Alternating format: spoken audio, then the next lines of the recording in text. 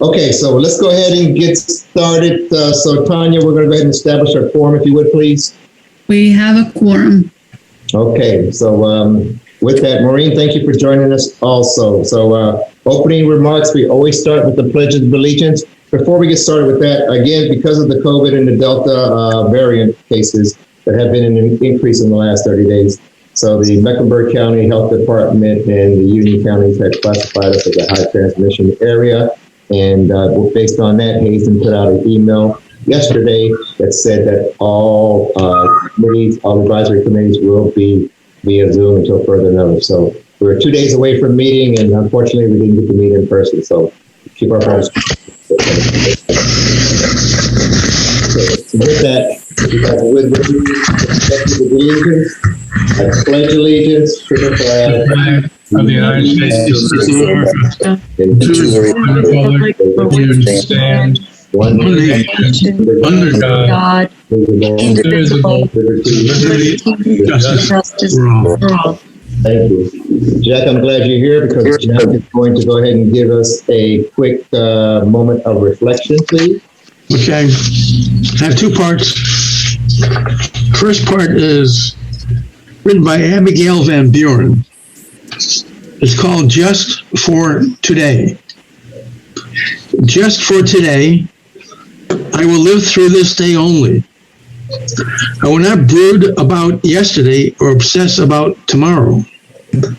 I will not set far-reaching goals or try to overcome all of my problems at once. Just for today, I will be happy. I will not dwell on thoughts that depress me. If my mind fills with clouds, I will chase them away and fill it with sunshine. Just for today, I will accept what is. I will face reality. I will correct those things that I can correct, and accept those that I cannot. Just for today, I will improve my mind. I will read something that requires effort, thought, and concentration. I will not be a mental loafer. That's why I'm reading Just for Today.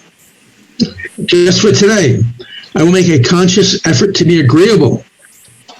I will be kind and courteous to those who cross my path, and I will not speak ill of others. I will improve my appearance, speak softly, and not interrupt when someone else is talking. Just for today, I will refrain from improving anybody but myself. Just for today, I will do something positive to improve my health. If I'm a smoker, I'll quit, which I did over 40 years ago. If I'm overweight, I will eat healthfully, if only for today. And not only that, I will get off the couch and take a brisk walk, even if it's only around the block, and we do that every night after dinner. Just for today, I will gather the courage to do what is right and take the responsibility for my own actions. That's part one. Part two. Robert Ludlum is a writer. He writes action adventure type novels, and I found this in one of his books, the Altman Code, and it states, everyone dies, so you're one hell of a lot better to live your life now than to look back and wonder what you missed. Just for today. That's it.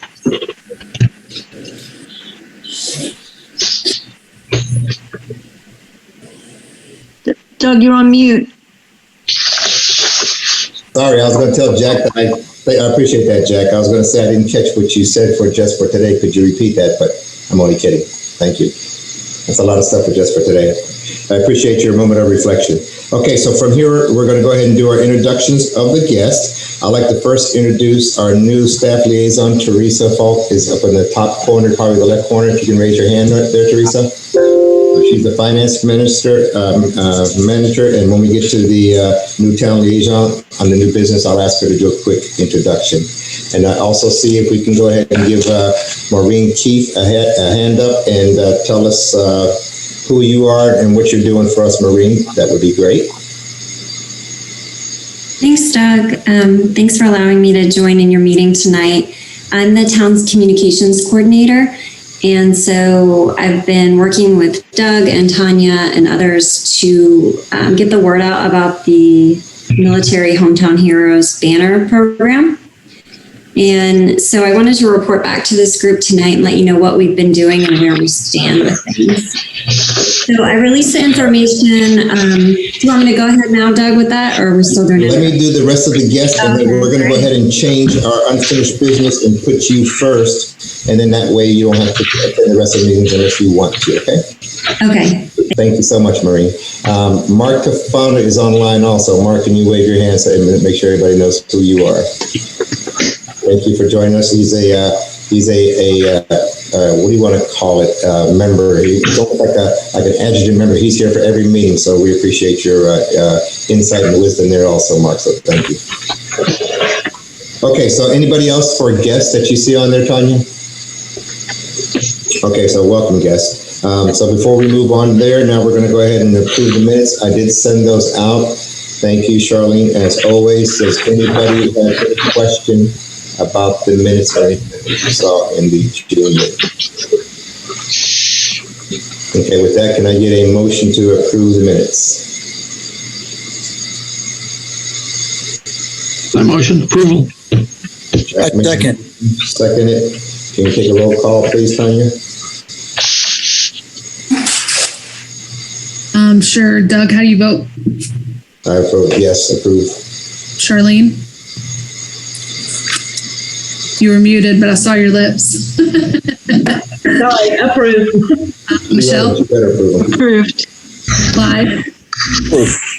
Jen?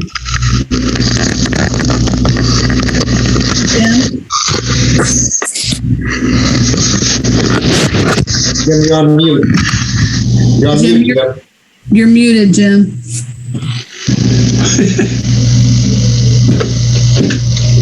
Approved. Thank you. Larry? Yes, approved. Stephen? Approved. Jack? Yes, approved. Okay, I think I got everybody. My blocks moved right in the middle, but I think that was everybody. So that passed unanimously. Thank you. Okay, so under the unfinished business, again, I asked Maureen to join us today because she provided a wealth of information. First of all, I want to thank her as a communications liaison for the town. She did a tremendous job in getting out the word for both of our banner program and for the Veteran of the Year.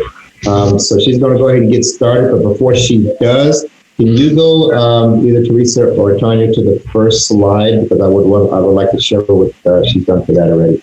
I think it's the first slide. Actually, it's the third slide. If you guys teach the third slide.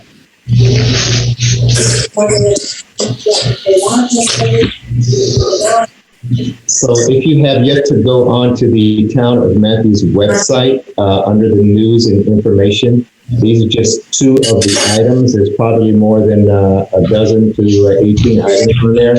And this is just one of the ways that she's showing what we're doing and providing information out to the community. So not only did she take some of the stuff that we wrote and gave to her, she finessed it to make it sound a lot better and the viewing of it and everything else. She'll give us a quick update, and unfortunately, we have no candidates yet for either of the programs. And we'll talk a little bit about that in a minute. So Yeah, I hit it. Moved it. if we can go back and Maureen will give us an update from her email.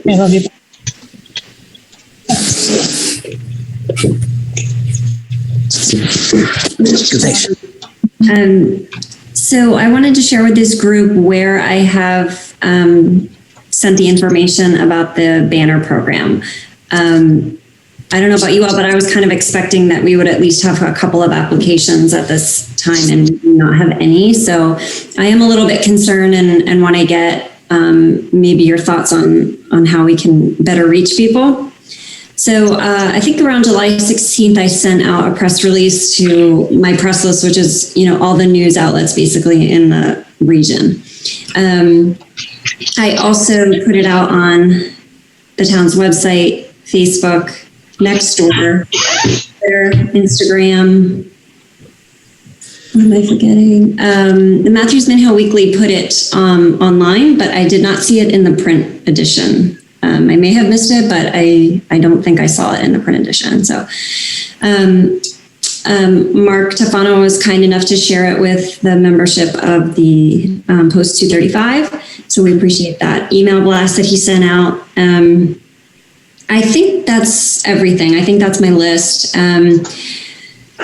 But I do, we don't have any applications, so we need to do more. And I'm open to your thoughts. One thing that Doug and I had talked about, and I think maybe this group has talked about, is putting an ad in the Matthews Mint Hill Weekly, which I'm open to doing. I can pursue that for you all if you're interested. Of course, there is a cost associated with that.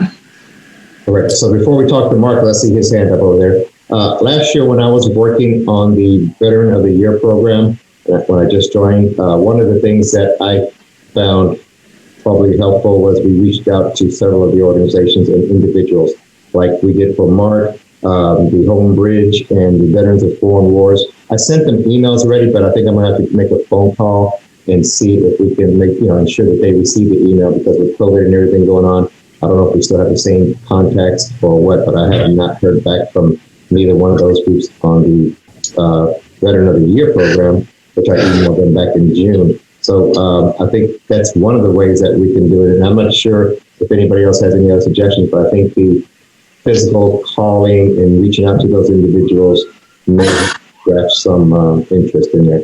And Mark, you had some suggestions?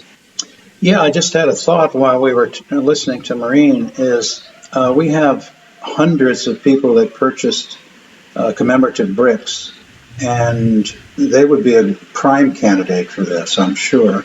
So I'll send out a blast email to all those that have purchased bricks and to the hundreds of people that have contributed financially to the Veterans Memorial as well.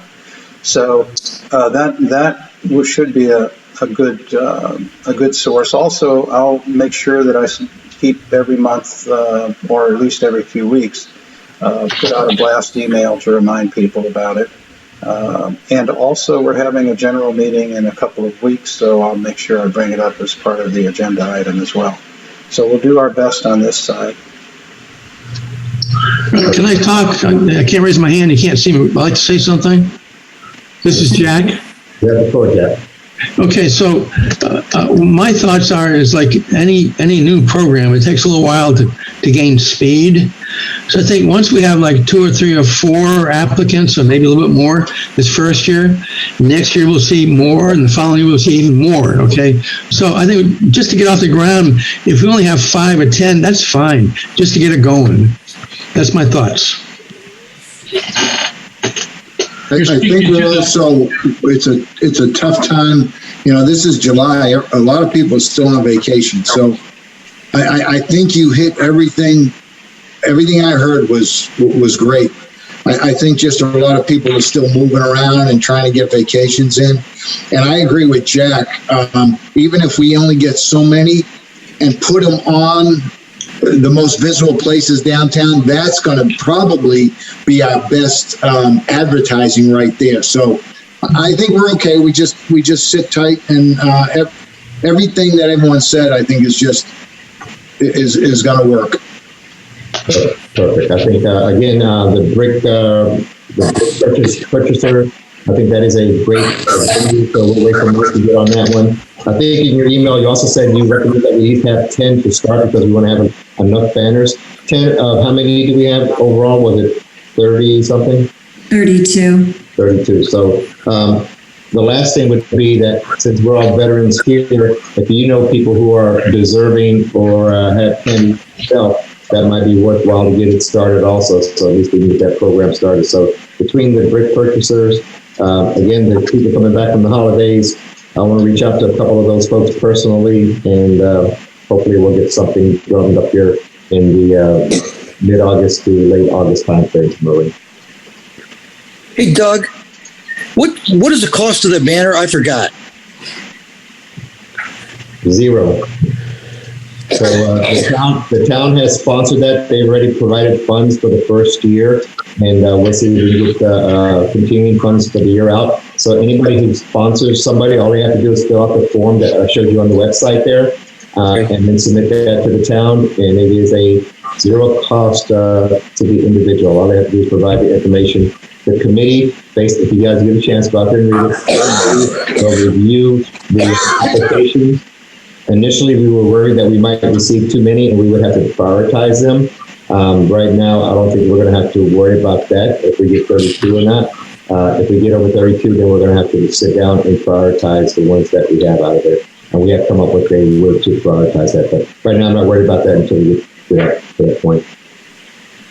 Any other questions, Michelle? Since I'm new to this, just two quick questions. Does the person have to be alive or deceased? And what's the deadline for submitting the application? So it's either, so they could be deceased, but again, to try to get a picture to put on the banner might be a little bit difficult. If you look on the application, there are some requirements there, if we can prove that he was or she was a veteran, so we need to have that status. Of course, on the deceased or somebody prior to Vietnam, it might be hard to get a DD-214 or some kind of proof that they were in the service. But we'll take that in consideration with the application. And I believe the last date was, we wanted it 2 weeks or 4 weeks out, Maureen, of Veterans Day. The deadline to submit applications is September 15th. September 15th. Doug does it. They also have to be a Matthews resident, correct? Correct. That is in the SOP. All right. I may know someone, but I have to speak to the widow. We recently had someone unfortunately pass in post 235 that had an exemplary military record, and we have all the documentation, photos, medals, Bronze Star, Vietnam, everything. That may be one to consider, but again, I'd have to speak to the widow and see if she wants to submit something. Is there, so if that's the case, Maureen, is there any way that if we start getting in applications, can we say that, hey, we received 5 applications, there's still a certain amount to be available so people know that people are actively participating? Would that make it more desirable?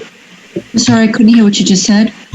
Yeah, I was speaking to Maureen to find out if we had a handful of candidates and we put out an advertisement in the next segment, could we say that, hey, we've already received 5 candidates, we still have some available. You don't have to say after 32, but would that probably drive people, letting them knowing that we are receiving candidates at this time?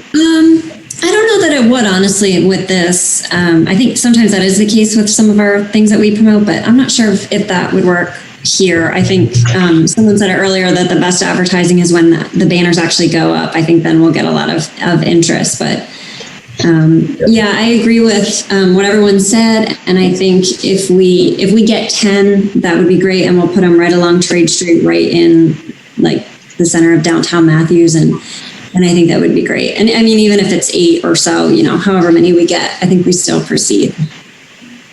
And we could probably extend the deadline too if we needed to. I can talk with the vendor about that. Good, especially if we're close to getting candidates, if we don't quite get the thing yet. So perfect. All right. Anybody else have any other questions for Maureen before she ends on that note? Thank you. Okay, so you're welcome to continue listening, or we can go ahead and move along. You can say goodbye, and we appreciate your attendance. We're going to go ahead and start now with the Memorial Park update. I think that's going to be the most significant one.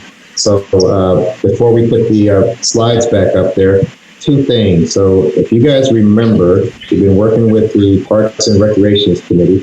Michael, thank you for joining us. I knew that you'll probably be a little bit late, so we appreciate your attendance. How's it going, everyone? Okay, so just so you know, real quick, we have a couple of guests on board. Teresa Falk is going to be our new liaison who's taken over for Tanya. And then Maureen just gave a brief, I don't know if you heard it or not, but on our banner program, our Hometown Heroes banner program. We'll get you some more information on that, or it'll be in the minutes. And of course, Mark is always generous enough to attend with us here. Plus, we have our 3 new members here. Okay. Doug, can I back up just a minute? Under unfinished business, the first thing you have is the treasurer's report. Do you want to back up and do that real quick? You're correct. Let's go ahead and do that. So, thank you. So Jack, can you give us an update on the treasurer's report, please? Very happily to do this. We were approved and we were given the new $2,500 approval for this coming for this fiscal year we're in right now. So that added to what we had carried it over from last fiscal years. We have $5,022.50 approved for our use for the town's use for the fiscal year 2020, 2021, 2022. Thank you. With that, the leftovers monies that we have, do they just carry over? We don't lose them, do we? They carry them over and they add them to the new 2,500. So the total is 5,022.50. Thank you. And the fiscal year, it's not, since it's not aligned to the end of September, when is the fiscal year for the town? July. The town's fiscal year is July 1 to June 30. Correct. Yes. So we just got that 2,500 for this fiscal is what he's saying, Doug. As of July 1st, yes. Perfect. All right. So let me ask this while we're in the treasurer's report, because I don't think we voted on it a while ago. Are we going to do an ad for the banners for the Matthews Mayhill Weekly? Because that was brought up just a few minutes ago. Or are we going to make a motion to put an ad in and us pay for that? I thought that was the mayor's prerogative. So Maureen brought that up for a suggestion. If we don't get anybody to do that, if we do take out an ad, it might be timely now to do it because we're already in mid-August. I'm not sure when that paper comes out again. So we're ready to move back to the Veterans and Remembrance banners. Does anybody want to make a motion to take an ad to... Can I bring into that, I mean, if we're going to do an ad, can we make it be an all-inclusive ad for the banners and for the Veteran of the Year? Like, can we not make it be a whole something with both of those? Because we don't have any applications for Veteran of the Year either. So I feel like if we're going to do this, now we need to strike it now and get it all ready. I mean, if we wait until another meeting, we're past time. That's true. So Maureen was shaking her head yes. So could you add on to that, Maureen? Yeah, I think that's a great idea to combine them. Okay. So I want to make a motion before we get too far gone, and since we're in the treasury report, that we go ahead and allot whatever money, I think you said 250, is that correct? Or something like that, that we allot that money, that we run an ad, a quarter-page ad in the Matthews Mayhill Weekly for both of these awards or events or whatever you call it, projects. Is that the correct number, Maureen? 250? I have to double check. I don't know. I don't have the rates. I know it used to be $250 for a quarter page ad. So if you want to do like a half page or a full page, it's probably more than that. I can try. If we just pick an amount, say, we would spend up to $300 for this ad, and then that way, if it comes in under, then great. If it goes over, then we have to make a decision about that. What about $500? Yeah. So the motion is to purchase an ad for $300. I don't know what a half page ad is, but if we add both of those things on there, get a big one. Let's get this notice and let's get some applications. So I would say, yeah, I agree with Clyde about 500. It's fine with me. it seems like Mark had his hand up, and he probably has some insight about ad purchasing. Yeah, half a page is $310, full page is $620. Okay. So the motion is going to be changed to a half page ad at $310 for the upcoming Mayhill Weekly. Yes, that's my motion. Yeah. Second. I third it. Who seconded that? I missed it. I did. Steve. Stephen, okay.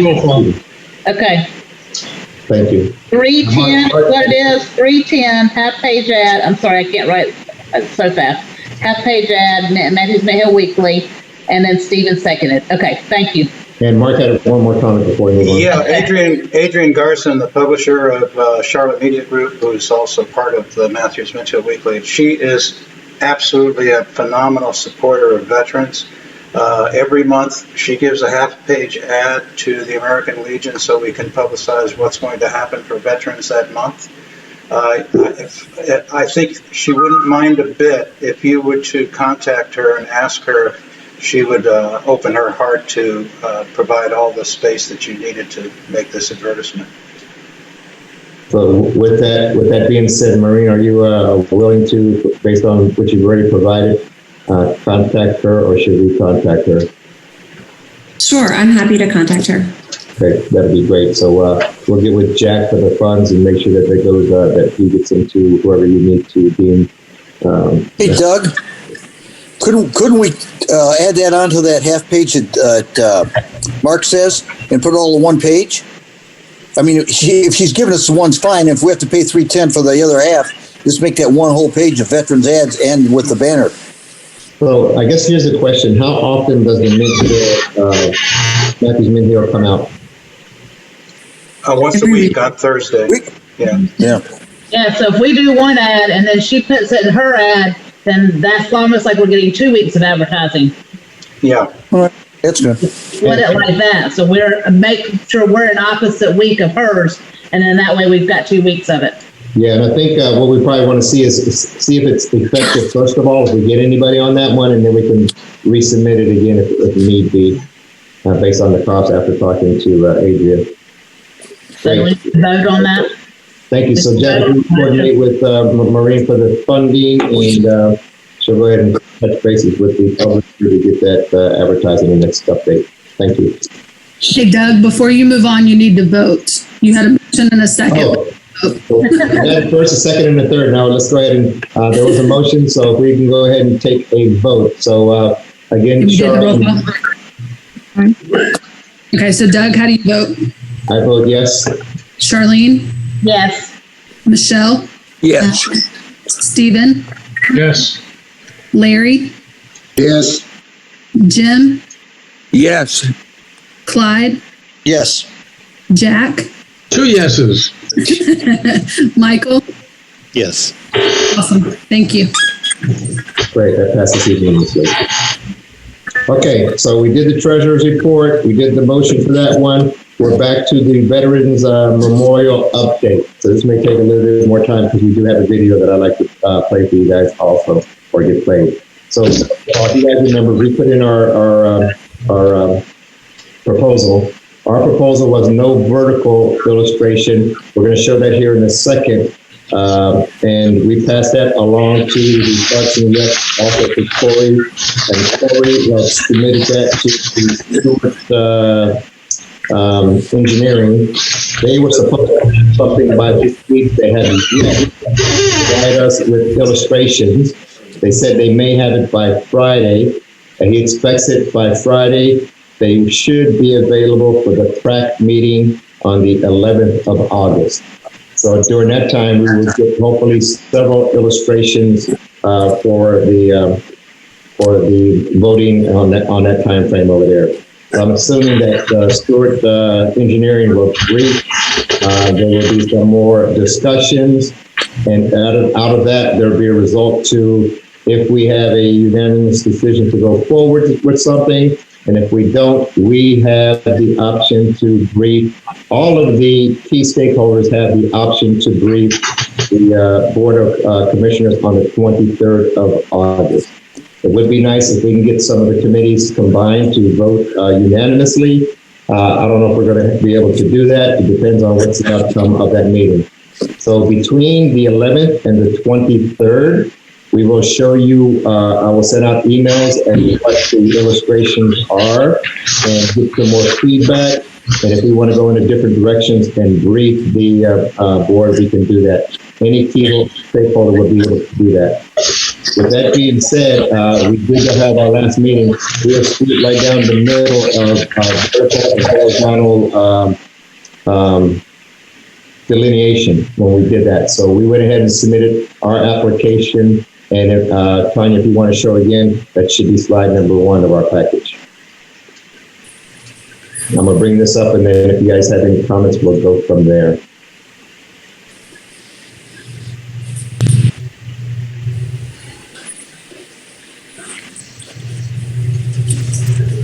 Okay, so it's on slide number 1. If you guys remember, there were 4 different segments. And what we did, we took a hybrid of the 2 different segments and brought that together.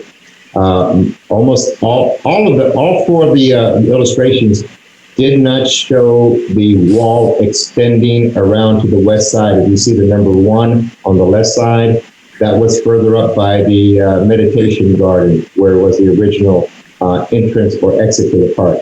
So our request was, hey, this is a must. We need to have that pillar around that side of the plaza or the garden so that we can make use of that area where the number one is for future development and make sure that that's part of our memorial park.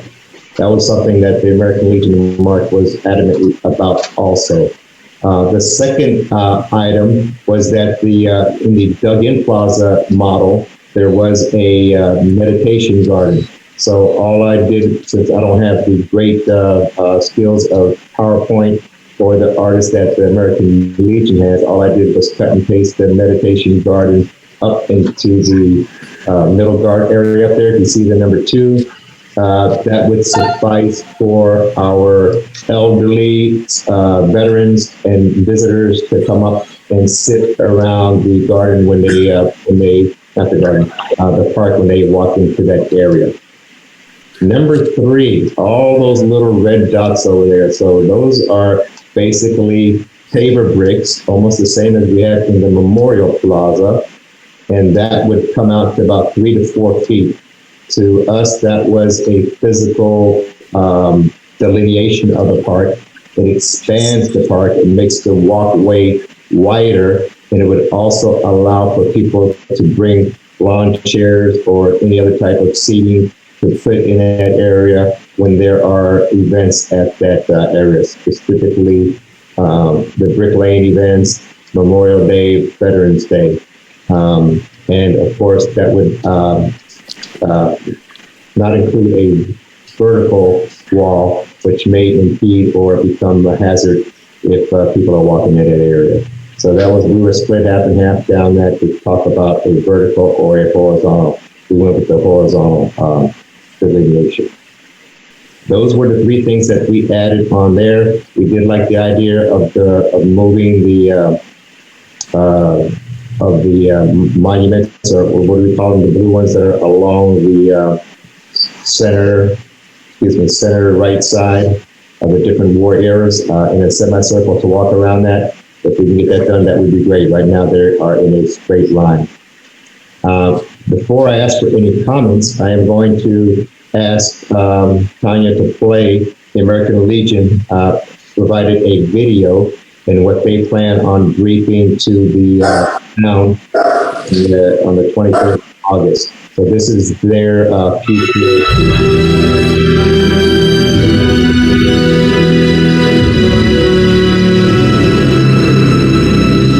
Welcome to the map. We can't see the video. First and only Veterans Memorial Park.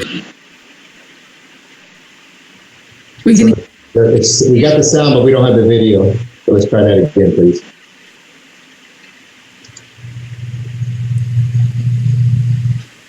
If I could give a little heads up before you start, Doug.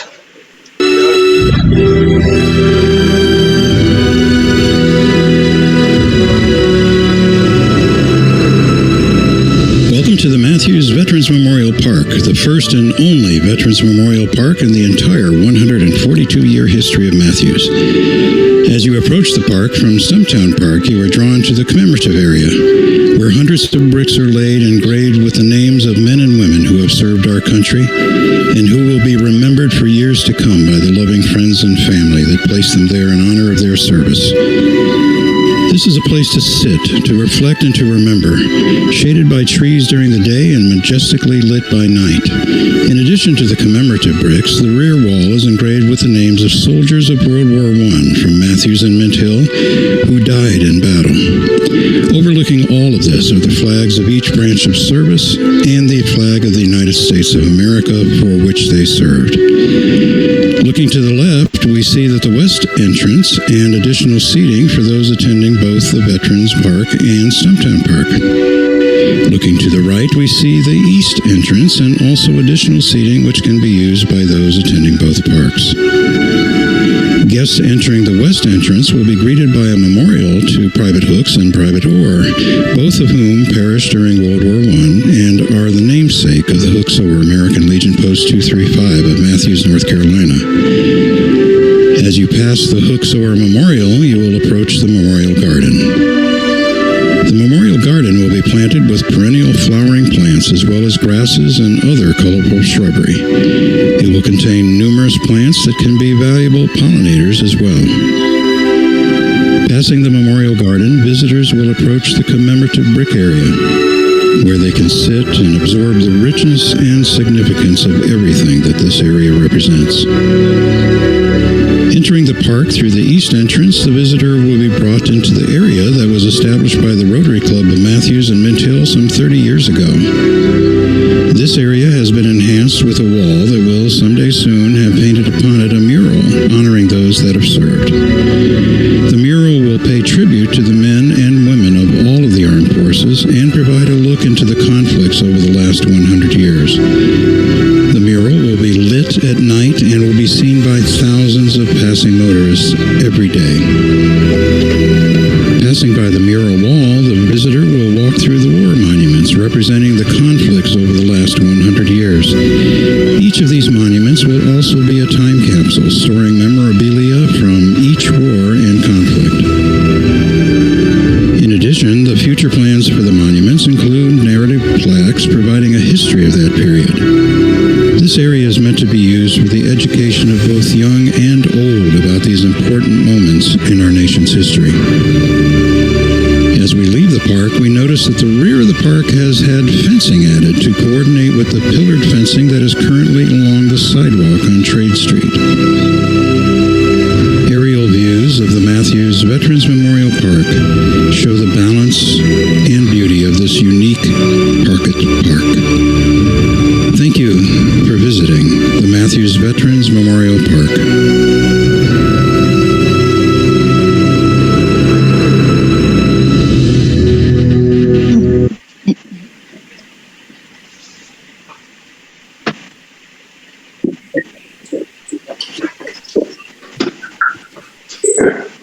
Okay, so we'll put that down and we're going to have a discussion now real quick. So what I'd like to do is first of all commend Mark and the American Legion Post 235 for that video.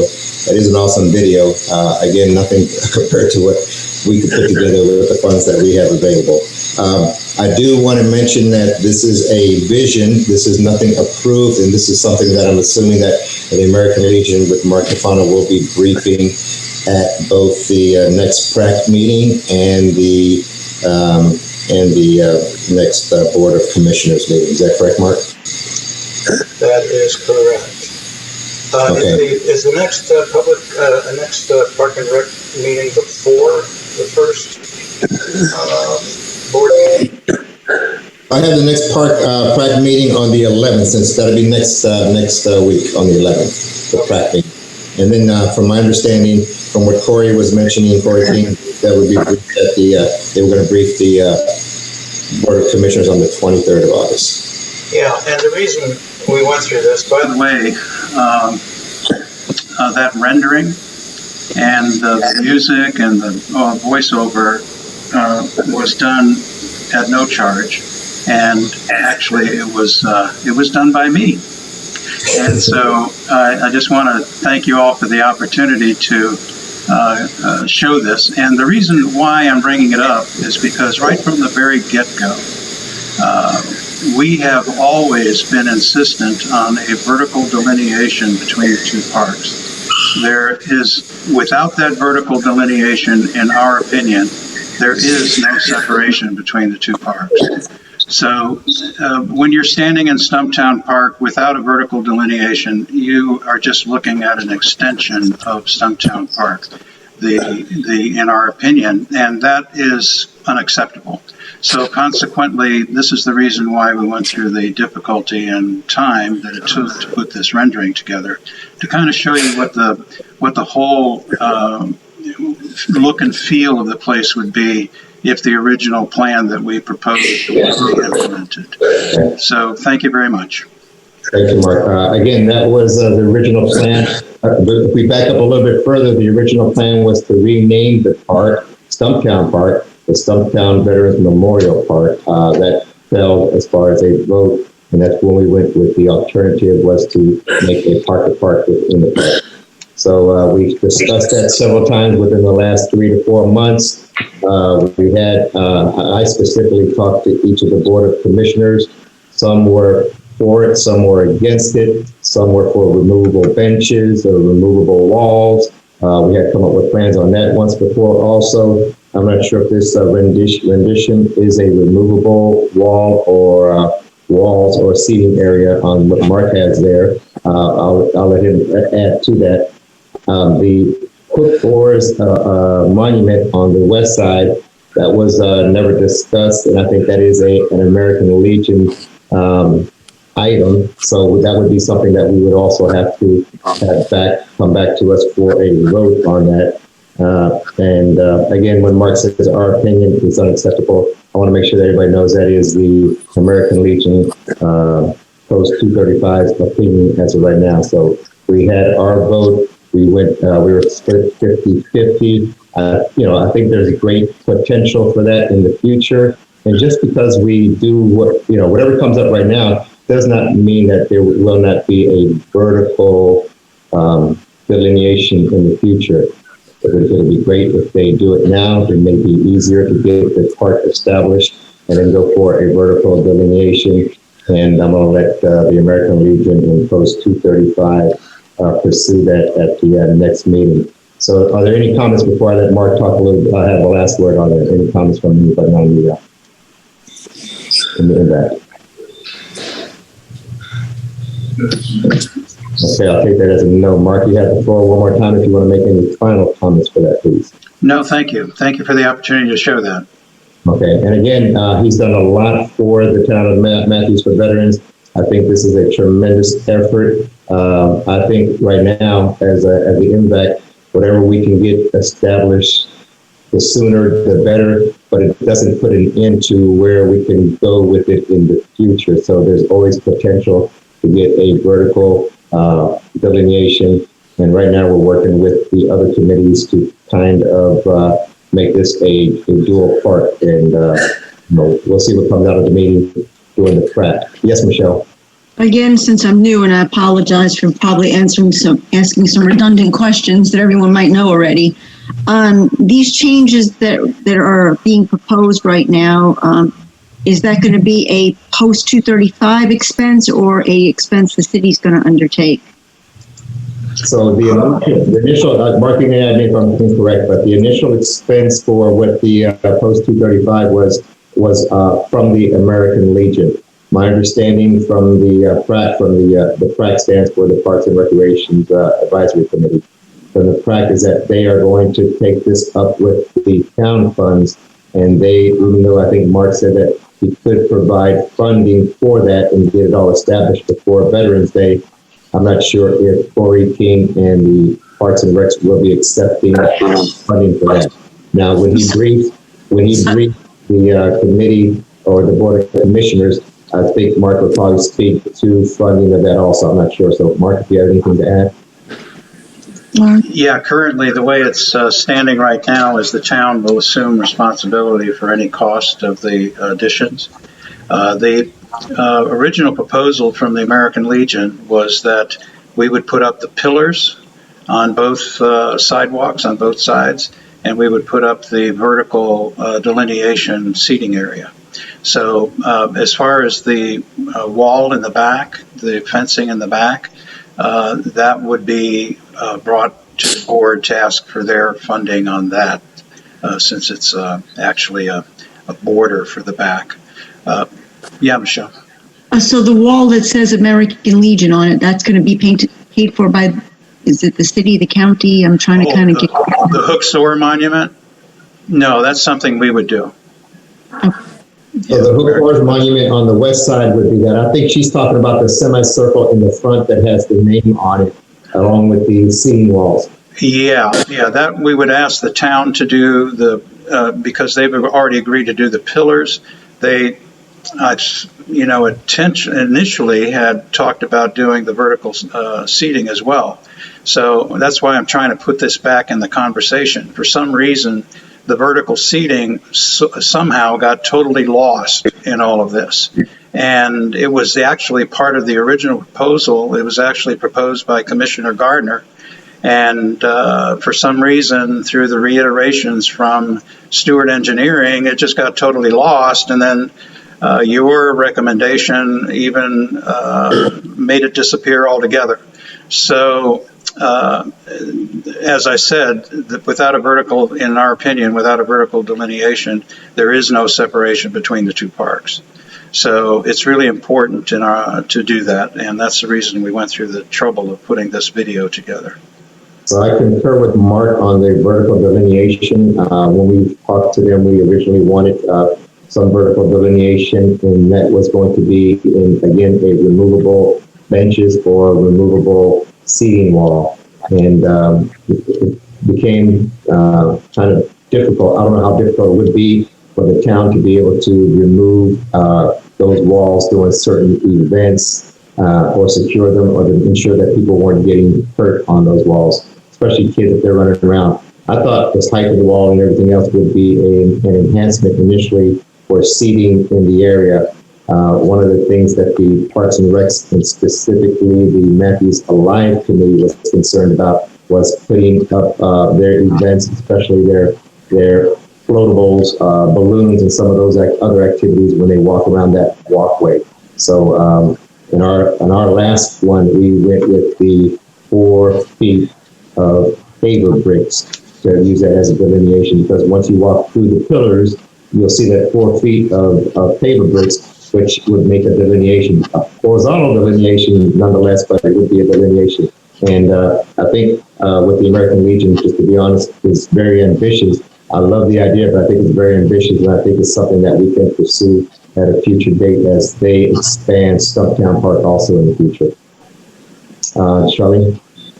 Well, we just have to make sure it's clear with everybody, because we do have a lot of new members and stuff, this is MVAC.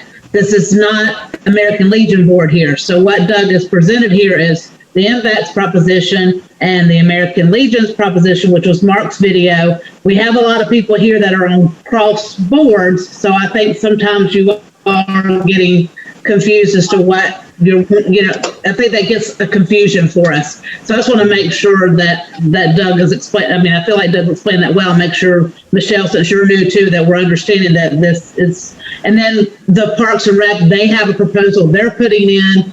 So we've got all these proposals that are going on. So just to make sure we're all understanding that correctly, because even though we've showed this video for American Legion, that doesn't necessarily mean that that's our proposal. I agree, Charlene. That was the reason I asked the question, because I was getting confused and I wanted to make sure I was keeping everything where I needed it to stay. It was getting all over the place. So thank you. I appreciate everybody helping. But the main reason for tonight for watching the video is that I don't want anybody caught off guard or surprised. I think the American Legion has some merit to it, and they are a key stakeholder, and they have the option also to go forward with that. I don't know if Mark, actually, have you presented that to Stewart Engineering and to the FRAC specifically? What's his name over there? Corey. Yes, right. Yeah, I just want to make sure you understand. The only reason for presenting this evening is as courtesy to you. Okay. Correct.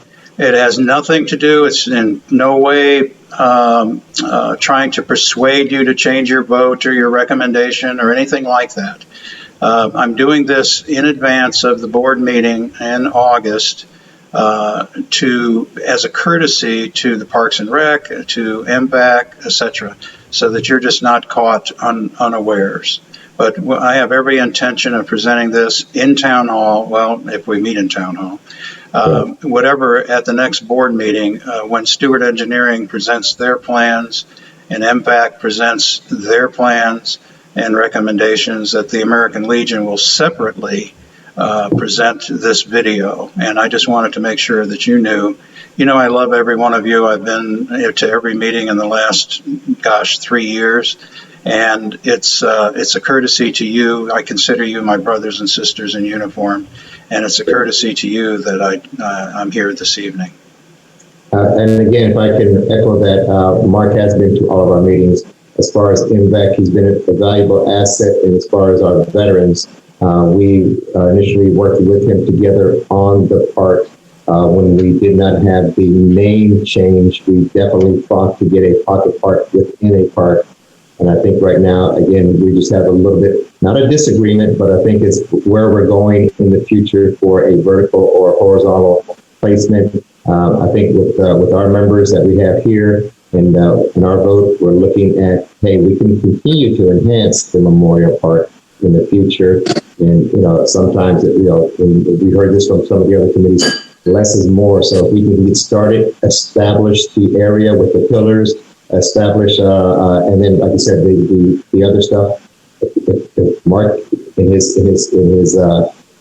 his graceful speaking could get them to change his mind for the Board of Commissioners at the end of the month, that would be great. But at least we want to get the pillars and the area defined for the park. Thank you.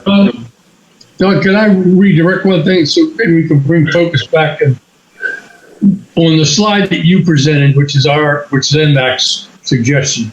Correct. Was there a vote on that slide as to accepting that presentation as you showed it? Because I don't remember voting on that. So there was no vote because we had no July meeting, but I reached out to every individual and got their either yes or no if they would like that. And again, we were straight down the middle. We had 4 yeses, 4 nos. And when we had our executive committee meeting, we had an executive committee meeting in June. This is what we went forward with.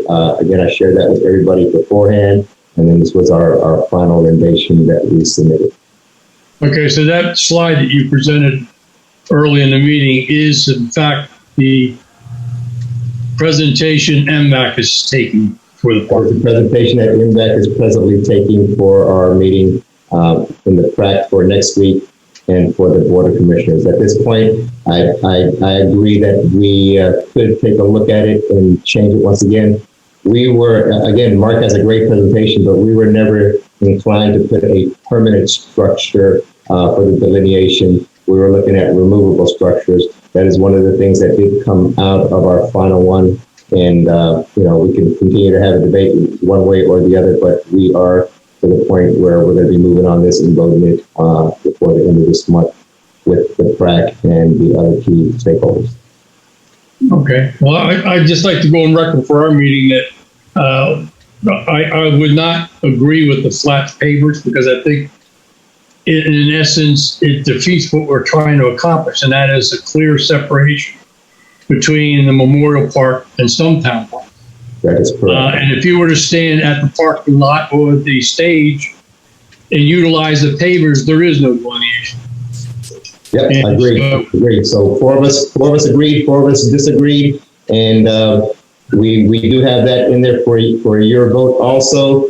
This is the way we're moving forward, and that is why we have key stakeholders, so that each of the key stakeholders can present their rendition or illustration if they do not agree with the PRAC outcome on next week.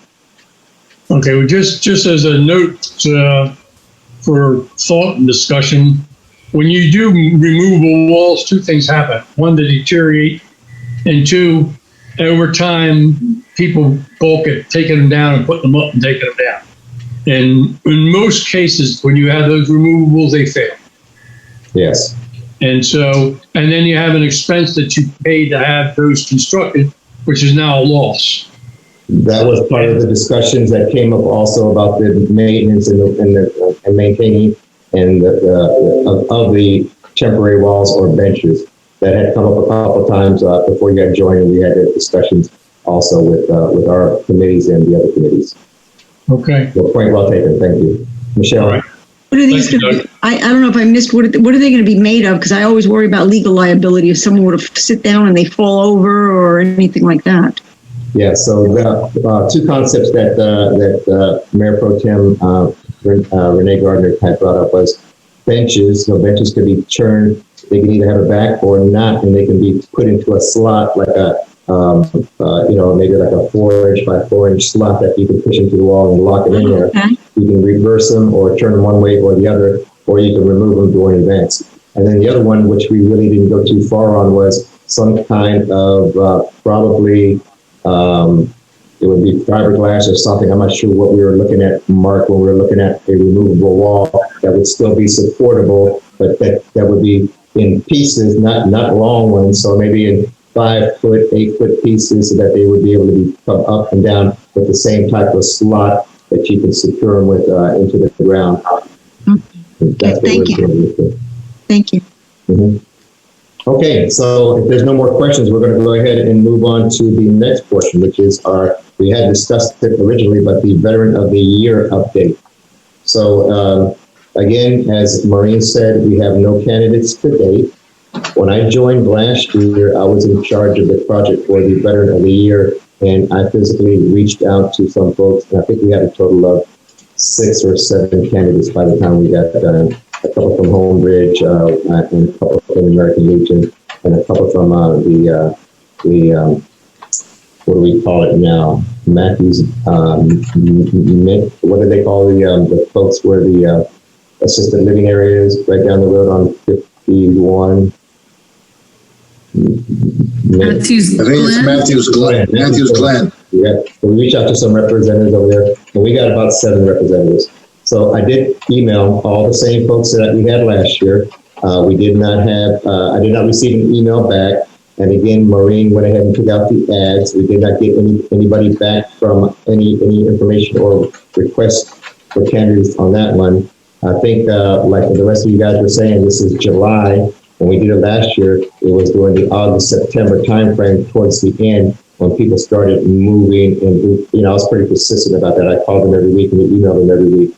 I think that's where we're going to be going now. So right now, that was going to be Fred Baylor and Jim Thurman were in charge of that. Fred has not made a meeting for a while. We're going to talk about that here in a second. But Charlene has volunteered to take over that program.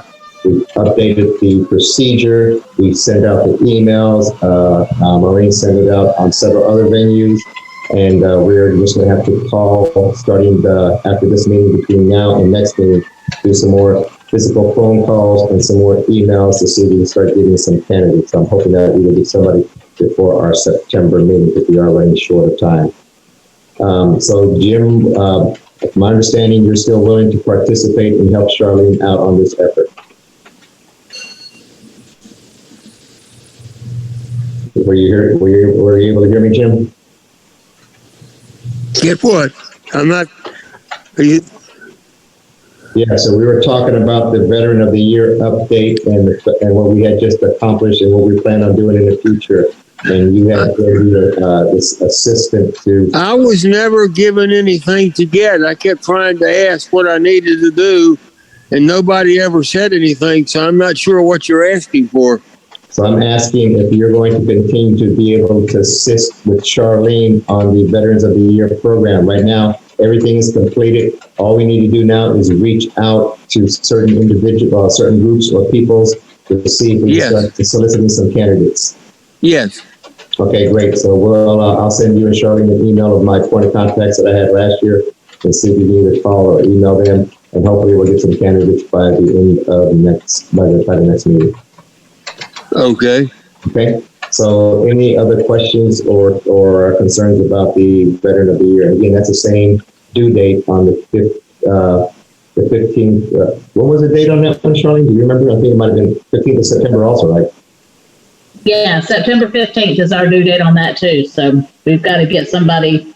What happened to the candidate that we had left over from last year? Did they resubmit? I mean, just somebody again, when I sent out the initial email back in June, I told all the same folks that the ones that they submitted, the actual, what do we call the person that submitted the application?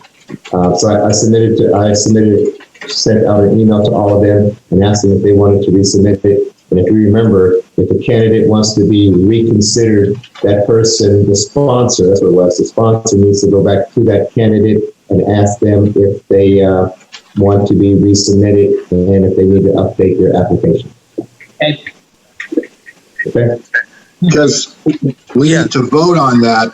That needs to be voted on in our October meeting so we can get it to the mayor in time for Veterans Day. That's where we're headed. That's correct. That's why we had the 15th September so we can receive all those applications, review them, and then vote on them, and then we present the first and runner-up to the mayor. Right. Correct. Okay.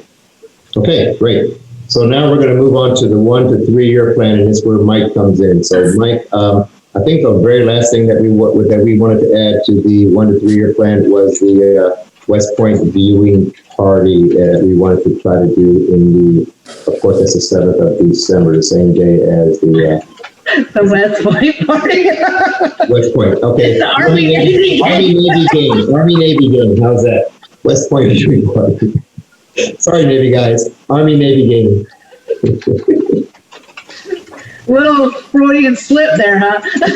No, it's bad that I had my son-in-law and my daughter both attend West Point, so I'm thankful for West Point one way or the other. So the Army for the Naval Academy and for the Army for the West Point viewing party of the Army Navy game on the 7th of December. So, Mike, were we able to add that to our 1 to 3 year plan? I have it listed on here. Let's see here. Right now it has a budget of $0, but it is listed as an event and it's listed as tentative. So I guess the only thing I would have to update is if we were going to put money towards it or if it was just something we were going to promote. Right. So my idea was because usually an Army Navy game is a drinking event, right? That's the party event and what else. So I do know that in the past that the American Legion had sponsors for the military, like breakfasts and things of that nature. Talking to the executive committee, I was kind of giving a thumbs down to put any money towards it because, again, this is more like a festive event. But to me, it's still bringing veterans together. And if we can, I know we can't buy or purchase any alcohol or anything of that nature, but would we, just like a breakfast, be able to sponsor and provide some food platters during the event at a given place in Matthews?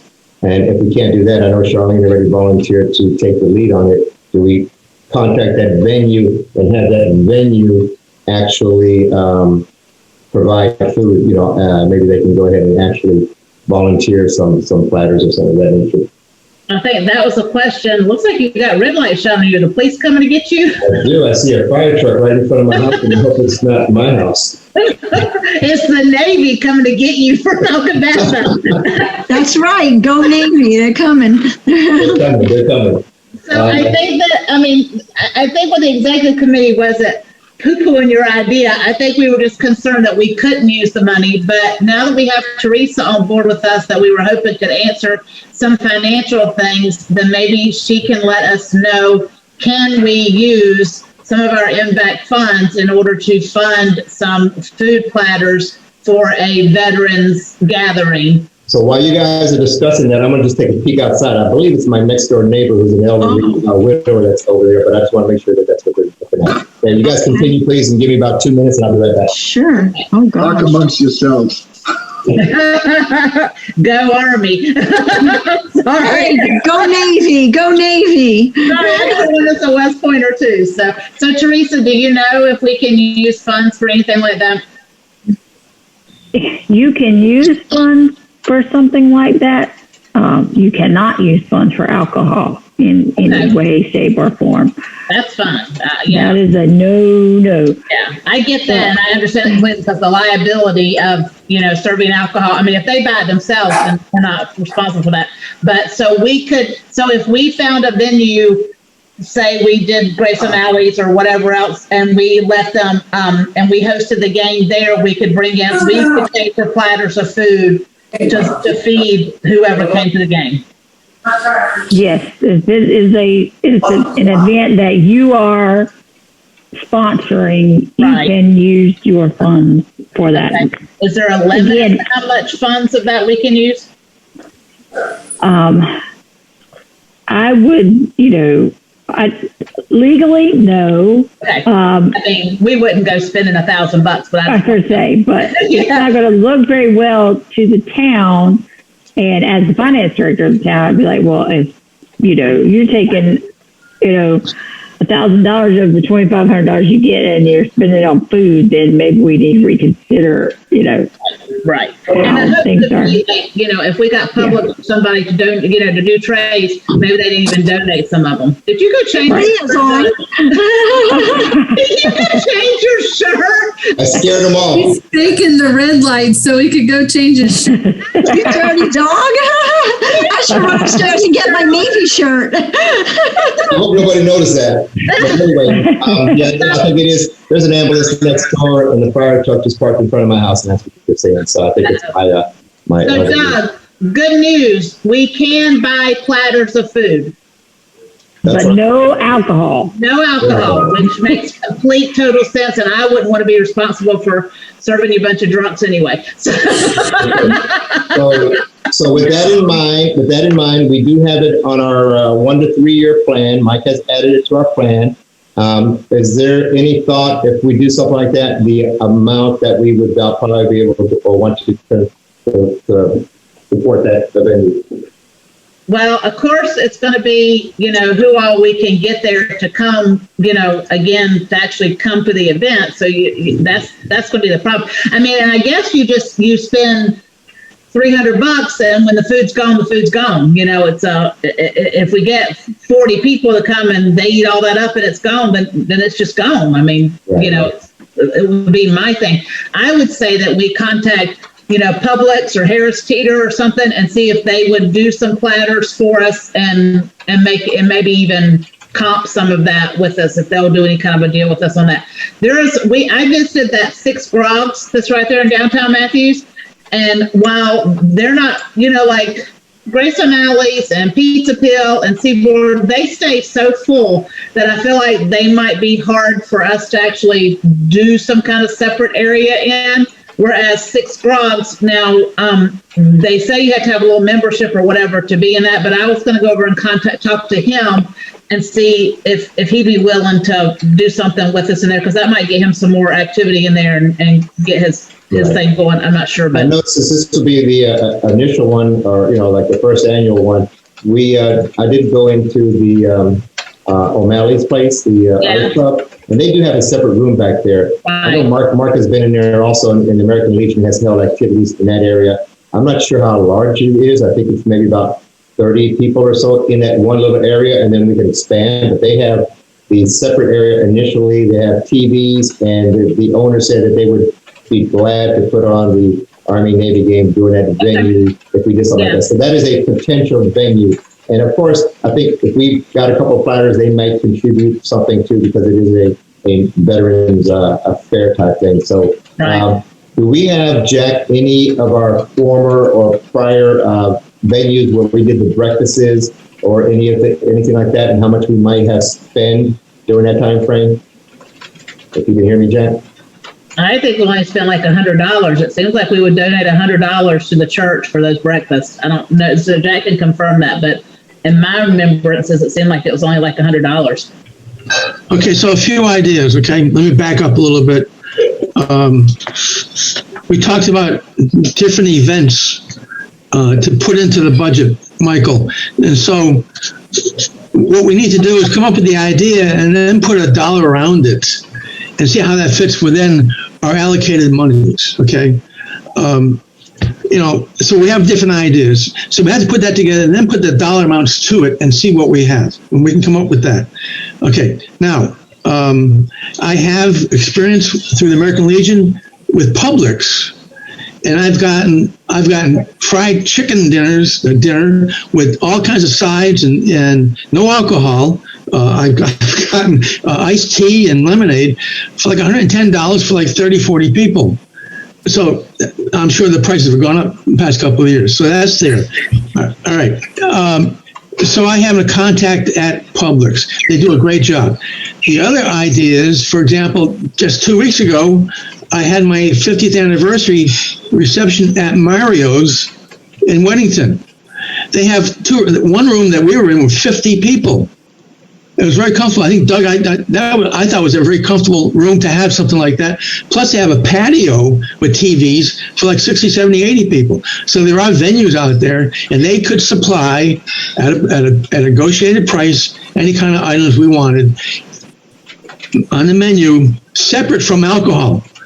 I buy my own beer or whatever, okay, but separate from the alcohol. So we can separate that for the town's requirements.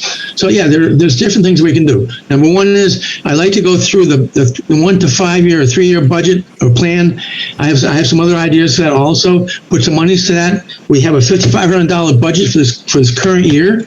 Okay, we'll have another 2,500. I'm assuming next year, or then they carry over, so we can do this in a planning basis, in a very logical format. So yes, all the answers are there. We just have to go for them.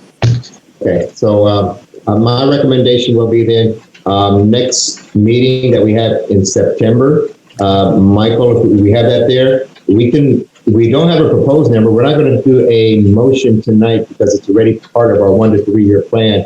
I think we can make a motion on once Charlene does a discovery phase and see where we might be able to hold it with some of the ideas that we mentioned today. I think part of the things, we hold it at a venue in Matthews, we probably want to bring business to that venue. So instead of bringing something from Publix to a place that serves food, they may not be too appreciative of that, but we'll see what Charlene can come up with on that.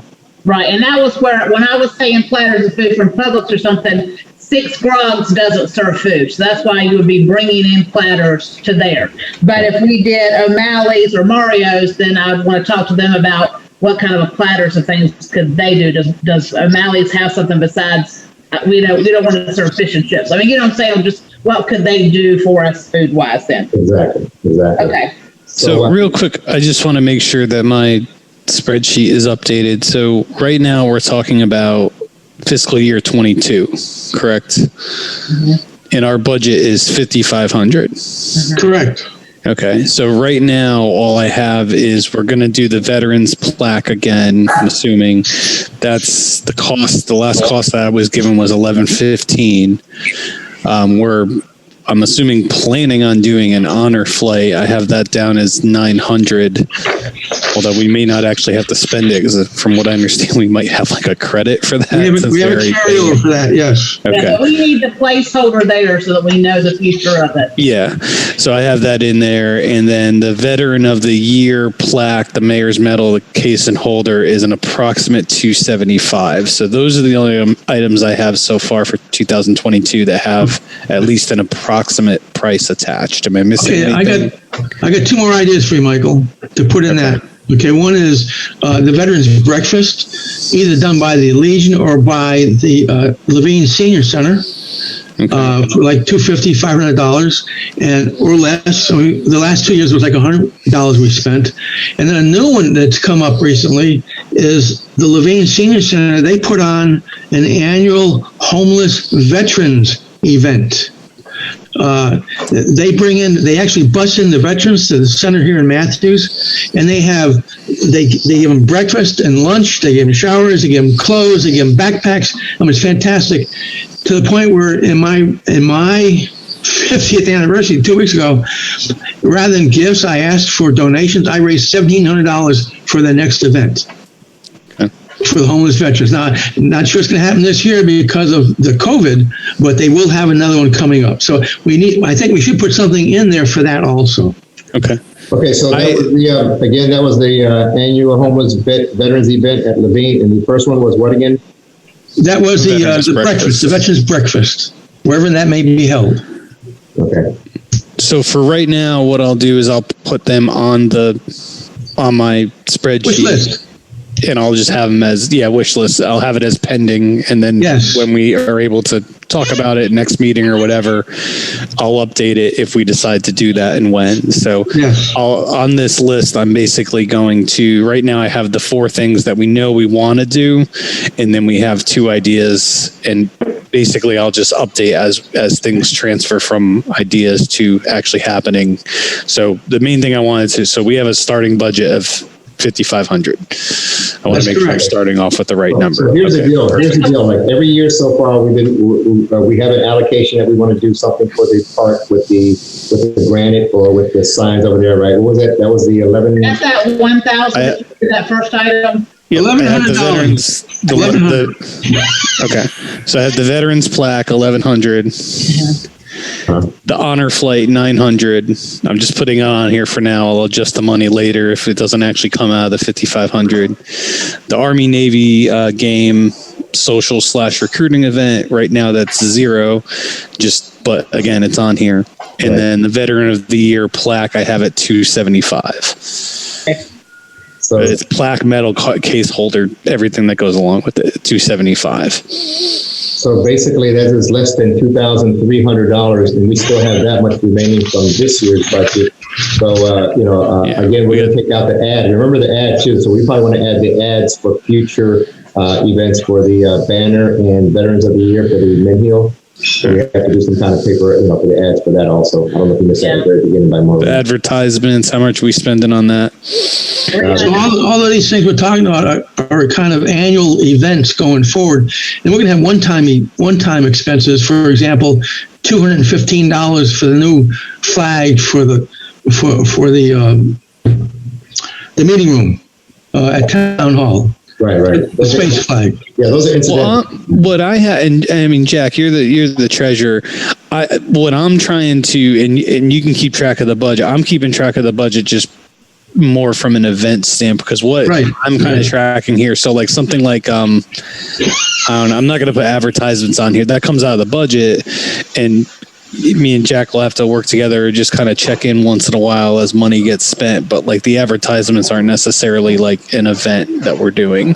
The advertisements I think may lead to the annual events, because if we're doing now the Hometown Banner of the Year and the Veterans of the Year, we do that every year. So when it comes up to that, the 3 months prior, we're going to take out a $310 advertisement in the Mid-Hill paper. We have to purchase an advertisement for that one. The price was $310 for a half-page ad for that week. So do we do it 1 week for 3 months? Is that going to be, $900, or do we do it one time only, or do we do it 2 or 3 times?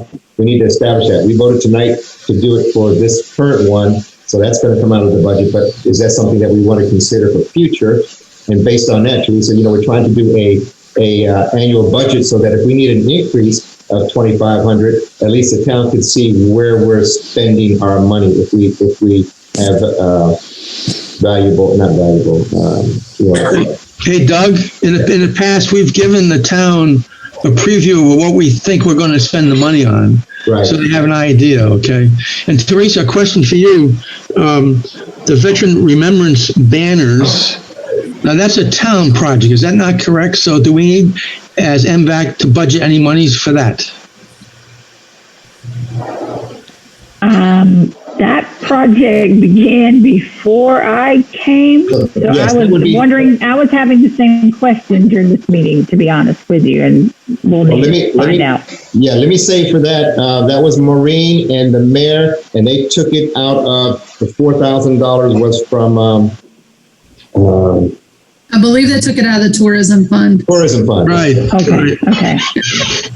Well, if that's tourism fund, and if that's going to be an establishment, unless they change it and they don't want to take it out of the tourism fund in the future, then we need to put that in our 1 to 3 year plan so that we can request that for the future if that's going to fall under the impact.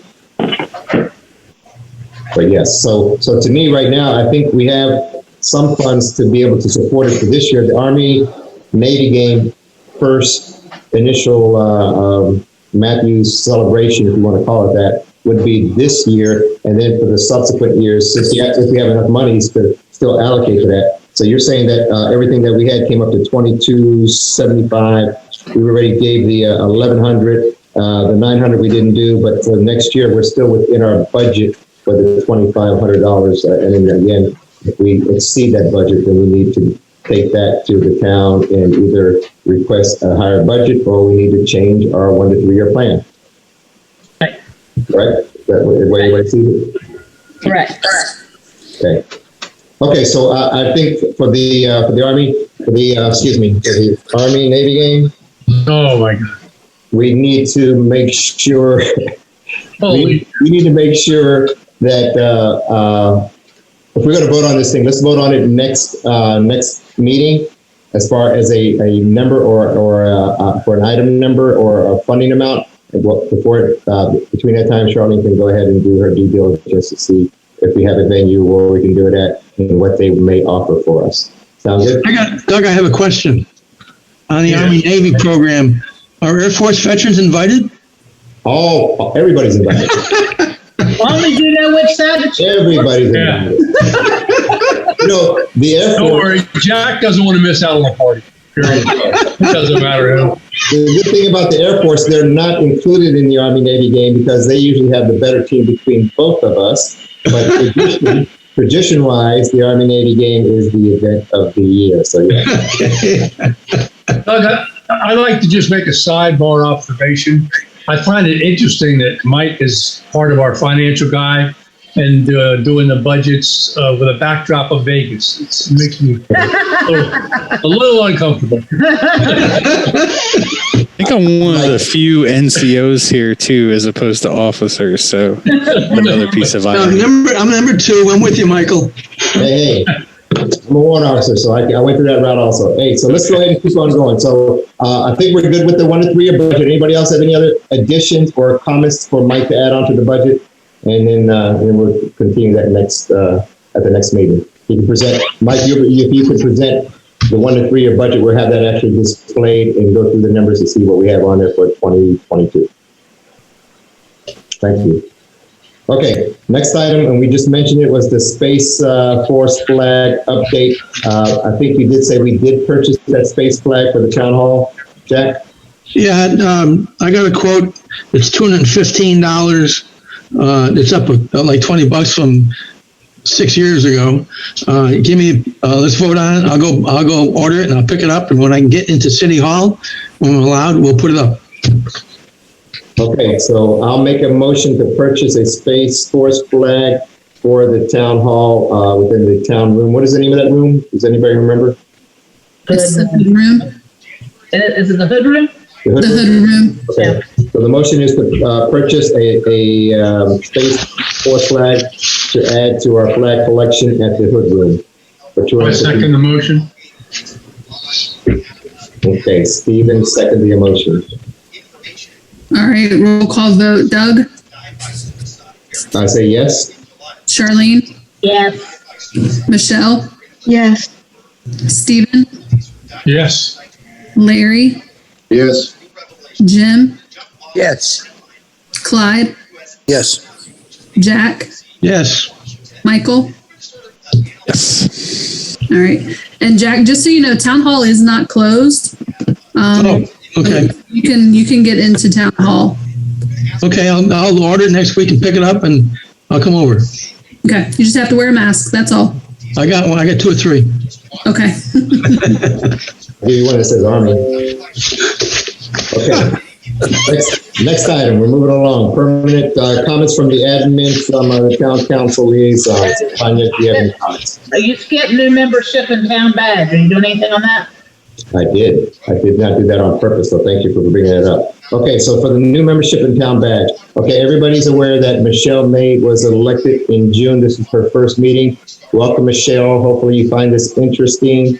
Hopefully a little bit of humor in there also. We evaluate, we value your opinions, and hopefully if you want to participate in some of the committees that we're having or doing here in the future, we would look forward to that also. Okay. Also, Teresa has joined it and us. And Teresa, again, she's the finance person. Do you have anything that you would like to say at this point, Teresa, to the group? That we appreciate you taking over for Tanya. Well, I'm glad to be with you all. It's very nice to meet you. I was kind of looking forward to meeting everyone in person. However, COVID has other plans, it seems, for us a lot. I am very new to the Matthews area. I've been with the town since May. I am moving here from Morehead City, North Carolina. But I'm originally from the Winston-Salem area. So I'm kind of coming close to back home, but I have family in this area and I still have family in the Winston-Salem area. So I look forward to a long career here in Matthews and getting to know you guys and working with you and making sure you don't purchase any alcohol with any of you. Because I tell everyone, every group that I deal with, everyone knows, my name is on the line, and I don't go to jail for anybody. Not even for our veterans. No. Nobody. Sounds good. With that, I'm going to move this up a little bit too. So as her being the new staff liaison, that means we're losing Tanya. So yes, Steve. Just one question. I don't understand town badge. What does that mean? We're getting to that in just a second. Okay. Okay, so before we get there, we're losing Tanya. Tanya, we appreciate all the things that you have done. You made our life a lot easier. You made it a lot easier for Tom when he was here, and I replaced him for Mr. Tom Cannon, so thank you so much. We wanted to present you with a little gift. We hope that something from the town of Matthews, so we're hoping that you do indulge in ice cream. If you do, we have a gift certificate that we're going to give artisans over here. Since that is still available, the town is still open, we will come over there and drop it off next week after you return from vacation. So that's just a little bit of our appreciation. Thank you so much. And I know that you will keep Teresa well informed, and that's your person, that's your go-back person over there too, Teresa, if you need anything from that, okay? Oh, yeah. So we look forward to that. Okay, so the town badge. So Stephen, on that one right there, the last meeting Bill brought up, when we had our Memorial Day celebration, he says, Bill says, I saw this distinguished looking guy walking around in the blue suit and tie. And of course, that was the same guy that's wearing the Army shirt tonight, right? He says, it's a shame that you didn't have a badge, a lanyard, or a name tag that had who you were. So that way, when people come up to you and see you, they know that we have an MVAC. So the question, first of all, was just like the American Legion. Do we buy a hat that says MVAC? Do we get a certain T-shirt or something of that nature? That was kind of shot down at the last meeting. And Shannon said that, hey, everybody else in the past, and so did some of our other members, said that we used to wear lanyards with a badge on it that told us our name and what committee we were part of. So I asked Tanya and Teresa before the meeting to see if that's still something that we could pursue. And if we can, then we would gather the information from our roster and get everybody a town badge, hopefully with a lanyard, but at least a town badge that they can wear when they go to formal events. So Doug, I actually went ahead and reached out to Hazen and Becky while you guys were talking earlier, and the town badges practice now are reserved for employees, and we do give badges to the planning board. Don't quote me on the exact name.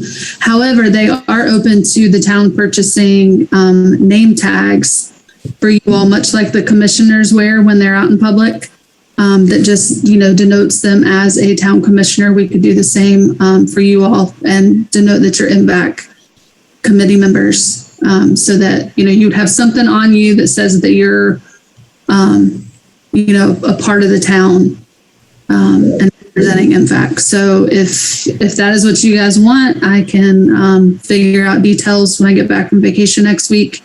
Or Teresa, if you want to just ask Becky tomorrow, if that's what the committee wants to do, we can kind of get that ball rolling. So the first question would be on the name tags. Is that something that the town would purchase, or would that come out of our funding? I don't know. I'll have to ask. Yeah, we'll find out. I'm not the money person. That's why I suggested Teresa. I was like, look, most of their questions are about money. When they did the lanyards with the tags before, the town did that. We didn't pay for that out of our MVAC funds. Yeah, HR has the software to do the badges, which is why there's no issue at all. The name tags would have to be ordered from a vendor, but I can't imagine that they're that expensive. And I don't think they were willing to do it. It sounds to me like they would pay for it. When we got these lanyards 6 years ago when we first started, we didn't have a budget. Right. So again, with what I'm hearing then from Tanya is that employees and the planning committee, because of their specifics to their committee, are the only ones that have badges with the, from the town employees. We would have to get name tags. So first of all, we have to decide what we want on the name tag. If it's just going to be first and last name with the words MVAC. If we put MVAC on there, people may not know what MVAC stands for. So we need to decide how many lines and then the cost for that. So, 2 lines, 3 lines, and what we want to put on the name tag. That's what we're working on. And Doug, we probably need the recommendation of our legal beagle in the town of Matthews as to what we can put on that. Correct. It sounds like that's Teresa or Tanya, whichever one's going to be handling that now. If they just find out what we put on them and who's going to pay for them, then she comes back and tells us I would say we spell it all out if it'll fit, but if it won't fit, then of course we won't be able to, but. Yeah, we can get an example of what the current commissioner badge looks like. That'll give us a good idea. See one. Yeah. When I see them, they're mostly in the building. So, we can get an example of what that looks like and then figure out what the limitations are, and then you all can decide. That sounds like a good first action for Teresa to do. There you go. Copy one of that. She can send it out to us. I'll share it with everybody, and then we can take a look. And if we all agree with that and willing to wear our name tags for formal events around town, then we can go ahead and do that. Figure out the cost. So while you're doing that with that list, Doug, can you update the member list? Because like the last one I don't have Matthew's email for Clyde or for Stephen, and of course I don't have Michelle's information on this member list. So can you update one of those and resend that back out? Well, I did send it out to both Tanya and Teresa today. I believe they do have all that information. I can send it out again. I thought I had sent out the last one when I. And you may have it. I might have missed it or something somewhere. But yeah, that's why I'm just trying to make sure my last one's not updated that way. So I'll go back to the emails again then. Okay. And Doug, you'll need to take Fred off as well. That was my next thing I was going to ask you then too. So okay, well we're going to talk about that. For the new membership, Fred hasn't responded to Lori's email or letter within the last 3 months, so we will be taking Fred off of the committee, which will open up another position and make it one less. But that's the way. Doug, I'm going to have to bail. I've got another meeting at 9 o'clock that I have to get to. So I'm going to leave the meeting at this time, if that's okay with you all. Thank you, Steve, for your participation. Usually we don't take this long. I guess with all the new members and the discussions, this went a little bit longer. So thank you for joining us tonight, and you are excused. Okay, Doug. Thank you. Okay. So any other from our visitors, any other permanent comments from our visitors? I know we talked about that during our meeting. So I think Mark is the only one left over here. Mark, do you have anything else that you would like to add? I would take that he is drinking his beer right now. Okay, Michelle? And just one quick question. With the name tags and events, what events would we be going to wear them? Can you give me an idea? Because where I'm going to come into probably a little bit of a problem is when I'm doing anything. The American Legion goes to, yes. So that, and because I already have a name badge as a vice commander, so I have to wear that. No, understood. So you'll be representing the American Legion when you go to Memorial Day, Veterans Day. Again, we're talking about, and that's one of the things that we're talking about setting up on there, Mike, was a tent or a display tent for these venues. We didn't put that on there, but the American Legion said they can present or they can provide us with a tent or something at these two events, the Memorial Day and Veterans Day venues. And at those tents, we'll have a table. And I don't know if we talked about or added there, somebody correct me if I'm wrong, but remember we did the trifolds for the expense for the trifolds for IMVAC. So the informational pamphlets that we have, they're not included on our 1 to 3 year plan, are they? I don't have them now. I could. I don't. Do we have?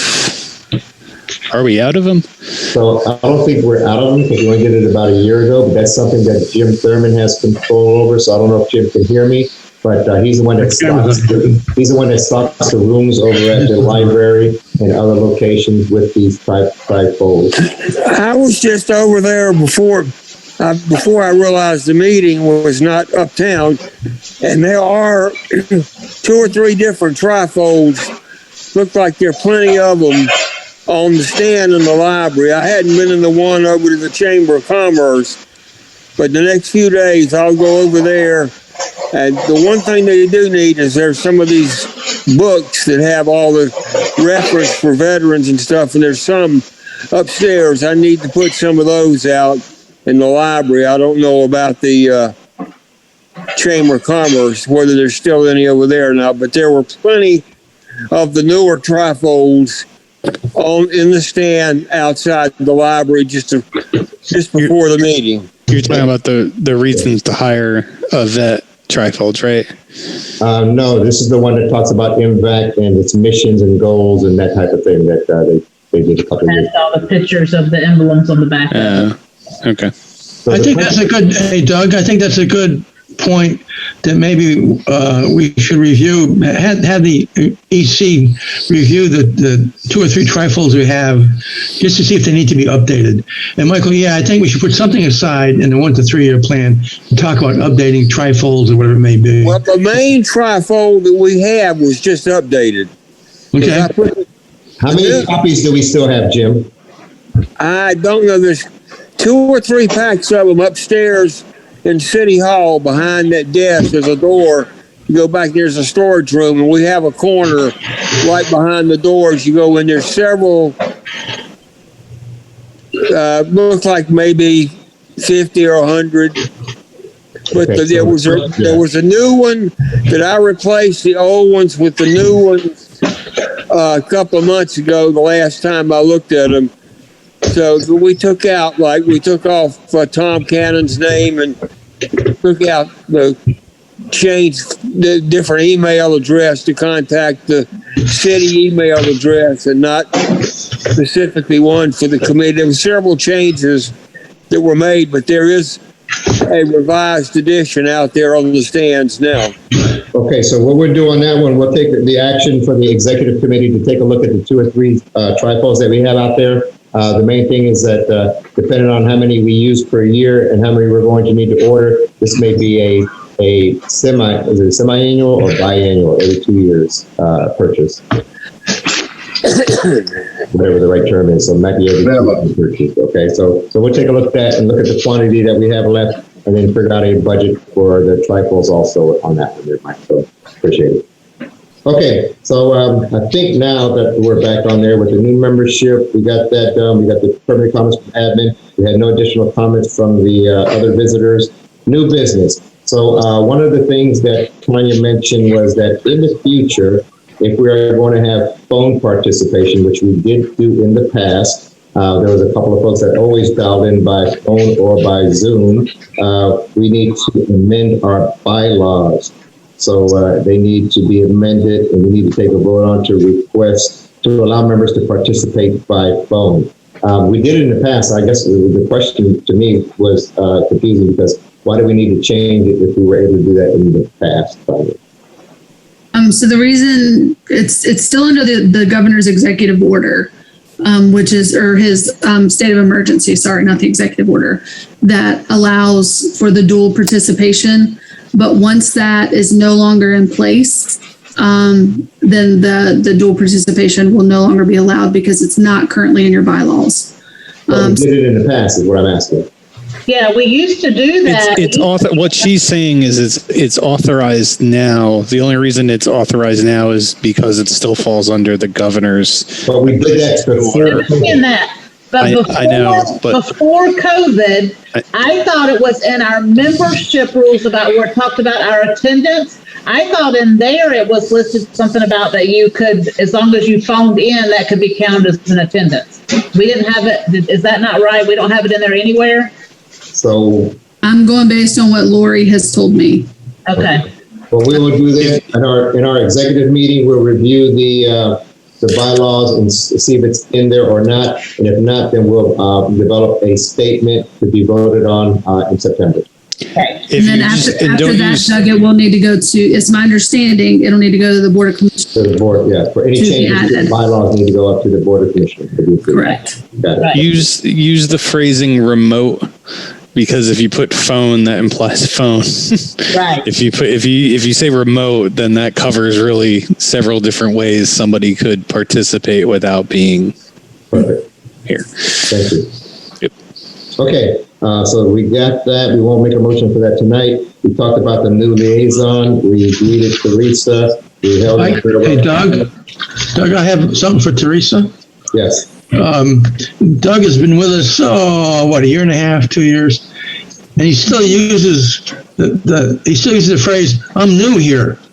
But guess what, Teresa? We're not going to let you do that phrase. You're not new anymore. There you go. That was my excuse. I guess it was. So yes, I'm new here, so I can't say that anymore. Is there any other new business that we need to bring up besides the phone participation and our new town liaison? Do we know where Bill Campbell is? Bill Campbell was excused. Sorry, he had a family. He's out in a family emergency, so he is excused for tonight. Okay. Thank you for that. Excuse me. Okay, my last question. Go ahead. And then I want to ask another thing. Where are our bylaws? Are they online? So I would look again. I'm not sure if the bylaws. Oh, one of the things that I do have on there, Tanya, and I was remiss in doing that because I wanted to talk about that under the I believe it was a new membership. Can you go back on to the slideshow once again? I think there was 2 other slides that we did not talk about, and they were talking about the bylaws, Michelle. Okay, great. Well, I was looking at our homepage, so this would be on slide number 4 and 5. Okay, so if you go to our homepage, it shows the Matthews Veterans Advisory Committee as one under the governance side of the house. The 3 things on the left side that I have highlighted, the Hometown Heroes Banner Program, the Veterans Information Forum, and Veteran of the Year. It doesn't look like they're hot links, but they are hot links. So that was the first question was, is there some other better way to display that to become hot links? They're not hot links right there, but when you go on your page, it looks like regular writing, but it is in blue. So does blue indicate hot links, or is there something else to make it a link? If you go to the next page, this is at the bottom of our page. So here's what we need to do. We're going to remove Fred Bader. We're going to add Michelle. We're going to add Teresa. And then at the bottom, those to me are, the links that I'm always familiar with for hot links, not the ones that we saw on the previous page. So we can always add the hometown banner on this link here also. So my request to Tanya and Teresa would be to get the hot links on the other page underlined or something so it makes it look like a hot link unless anybody else has suggestions.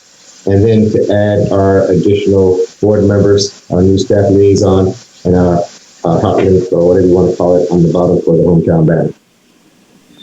So it does not show our bylaws. I can send you out the bylaws, Michelle. Our homepage does not show the bylaws. So Great, thank you. Yeah, you can go ahead and go back to our faces now there.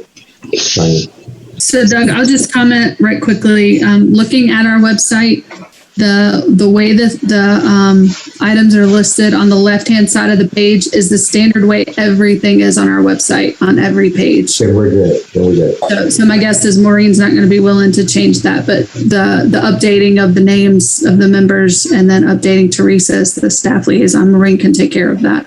And since we have the 2 hot links on the bottom, can we add that 3rd hot link on the bottom also? They got 2 places to be able to hit it when they go into it. Yeah. Teresa, do you mind emailing Maureen about that? Thank you. Okay. I can do that. We went around and back and forth a couple of times on this agenda today, so I apologize for that. But was there any other new business that we needed to add on or consider? Okay. With that, we already asked for open time for public comments. We already had the public comments during the meeting. So we're at the point, and I make a motion to adjourn this meeting. Second. Okay. So, the meeting, before I adjourn it, our next meeting is going to be on the 1st of September. We may, if you look underneath the agenda, it says update briefings to the town board. So depending on how the outcome of the PrAC and for the Veterans Memorial, we may brief what we have over there for our display. So all the key holders are authorized to brief for town on the 23rd if they are not interviewed.